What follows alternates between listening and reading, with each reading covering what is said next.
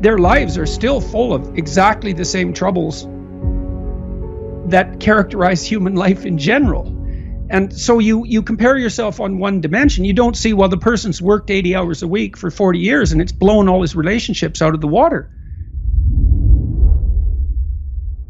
You really are your only comparison group, especially as you get older, because your life is so idiosyncratic and peculiar that look, you have to care what other people think. It's stupid to think otherwise because you have to be social and you have to be aware of what other people are doing and all of that. So this isn't psychopathic individuality, but it is genuinely true that no one has your set of opportunities and limitations. And so the comparison just isn't real. It can't be sufficiently multidimensional. Because maybe you see someone who's rich. I've met many people who are very, very rich. And you can look at their lives and they have these huge houses and material plenty, and they're shielded from many catastrophes that would hit someone without those resources harder. But their lives are still full of exactly the same troubles that characterize human life in general. And so you compare yourself on one dimension. You don't see, well, the person's worked 80 hours a week for 40 years and it's blown all his relationships out of the water. It's like, yes, he's rich, but he's also old now. He's 60. And one of the best predictors of wealth is age. Really, do you want to be young and poor or old and rich? It's like, I'd pick young and poor because you can't buy youth. And so, and that's something that's worth considering. But you don't know what burdens the people you're jealous of are carrying.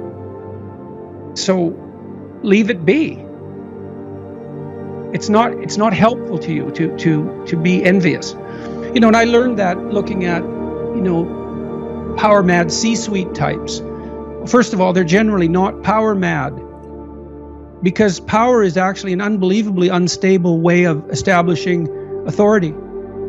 You get slaughtered if you're not reciprocal in most reasonably functioning organizations.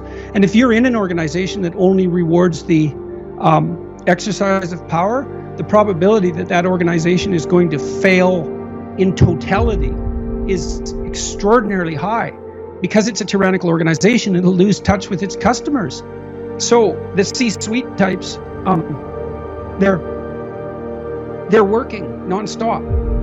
Corporate lawyers in New York, they make $700 an hour, but they work all the time. And there are people who are suited for that. But it isn't obvious that that's for everyone, or that it should be, or that it's even desirable. Now, it's a temperamental issue to a large degree. Many of those people are hyper-conscientious. And so if they'll work, wherever you put them, what they would do is work. That's who they are. And it's biological as well. It's not all biological because traits are affected by learning and by environment in complex ways.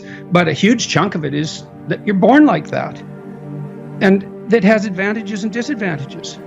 So conscientiousness is a good example. It's a good predictor of long-term life success. But people who are conscientious tend to tear themselves apart if they become unemployed, for example. Sometimes you get laid off. You worked hard, but you get laid off. Well, people who are conscientious will tear themselves into pieces with guilt in that situation because they tend to attribute so much responsibility to themselves. And so there's a price to be paid for conscientiousness. It opens you up to a certain set of vulnerabilities. So, and you might be somewhat unbearable to your family too, because all you ever do is work. You think, well, you want to be you want your father, maybe your husband, perhaps your wife, to be a good provider, but you want them to do that at the expense of everything